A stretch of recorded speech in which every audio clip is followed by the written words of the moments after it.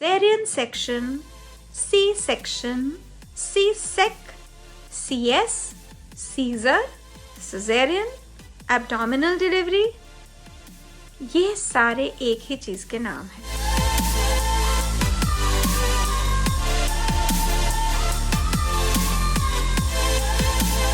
Caesarean के कुछ महीने बाद भी पीठ का दर्द कम नहीं हुआ, क्या कारण है? स्पाइनल एनेस्थीसिया यानी पीठ में इंजेक्शन दिया जाता है सिजेरियन के टाइम, ये बैकएक नहीं कॉज करता। आमतौर पे हम जो खुराक लेते हैं वो कैल्शियम में पुअर हो जाती है, हम लंबे अरसे तक बच्चे को दूध पिलाते हैं, हमारी खुराक पूरी नहीं होती और हम सप्लीमेंट्स नहीं लेते, इसके कारण हमें पीठ में दर्द होता है। इसके अलावा आप अगर डिलीवरी नहीं भी हुई होती या प्रेग्नेंट नहीं भी होती या रिसेंटली डिलीवरी नहीं भी हुई होती तो भी तो कितने कारण है ना जिसकी वजह से हमारे पीठ में दर्द होती है, चाहे वो हमारे पॉस्चर यानी हमारे बैठने के तरीके की वजह से, एक्सरसाइज ना करने की वजह से, कमर में बल की वजह से, स्पॉन्डिलाइटिस की वजह से है, या डिस्क प्रोलैप्स की वजह से, या विटामिन डेफिशिएंसी की वजह से, हजारों कारण है, कोई एक कारण नहीं। तो सिजेरियन ऑपरेशन के बाद क्या सीढ़ियां चढ़ सकते हैं? अगर 1-2 माले चढ़ने हो एक बारी, ज़्यादा से ज़्यादा 2 बारी। अब अगर आपको दिन में 5 बार चढ़ना है तो भी आपको खुद दर्द होगी, कम से कम हफ्ते 10 दिन तक थोड़ी कम सीढ़ियां चढ़िए। सिजेरियन के बाद वजन बढ़ गया है और शरीर में दर्द भी है, क्या कारण है? देखिए, वजन अगर आपका सिजेरियन के बाद क्यों बढ़ेगा? आपका डिलीवरी से पहले ही बढ़ा हुआ होगा, और अगर सिजेरियन के बाद आपने डिसाइड करा कि मैंने तो हिलना झुलना ही नहीं है, भाई मेरा ऑपरेशन हो गया, मैं तो हिलूंगी नहीं और मैं तो 2 लोगों के बराबर का खाना खाऊंगी, तो वजन बढ़ सकता है। और हाँ, ये भी हो सकता है कोई हार्मोनल डिसऑर्डर हो, वो भी देख लेंगे, ठीक है ना। और दूसरी तरफ आप कह रहे हैं बॉडी में पेन रहता है, वहाँ अगर एक तरफ वेट गेन हो रहा है यानी कि सही शायद खुराक नहीं खा रही, गलत खुराक खा रही है, और बॉडी में दर्द है तो यानी कि न्यूट्रिशनली, तो इन दोनों तरफ से मैल न्यूट्रिशन होगी ना, under nutrition and over nutrition. Caesarean delivery हुए 1 साल हो गया है, क्या मैं अब भी सप्लीमेंट्स ले सकती हूँ?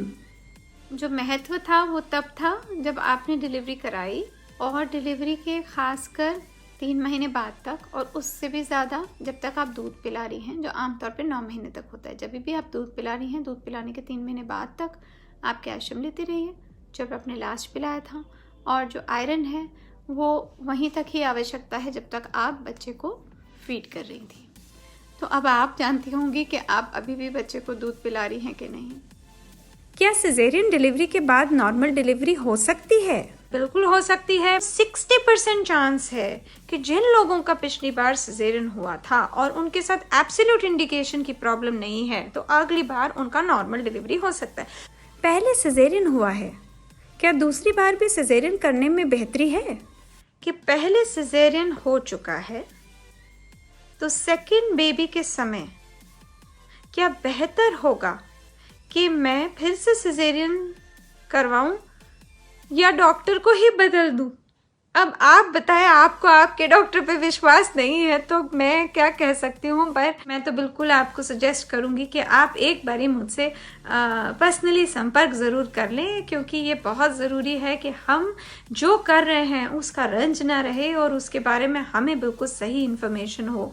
और यदि आपको लगता है कि आपके डॉक्टर गलत राय दे रहे हैं तो क्या वो सही हैं कि नहीं, क्योंकि देखिए कई बार क्या होता है, कुछ चीज़ों का शफा हमारे हाथ में होता है, और कभी हम स्किल्ड सिजेरियन सेक्शन सर्जन होते हैं, कई बार हम इतने स्किल्ड नहीं होते, कई बार हम नॉर्मल डिलीवरी के माहिर होते हैं। तो आप भी समझ रही है ना कि क्या आपकी स्किल सेट क्या है, ये एक चीज़ है, पर आप एज ए पेशेंट क्या हैं वो एक अलग चीज़ है। चलिए, इसी के साथ आप सबसे विदा लेते हैं।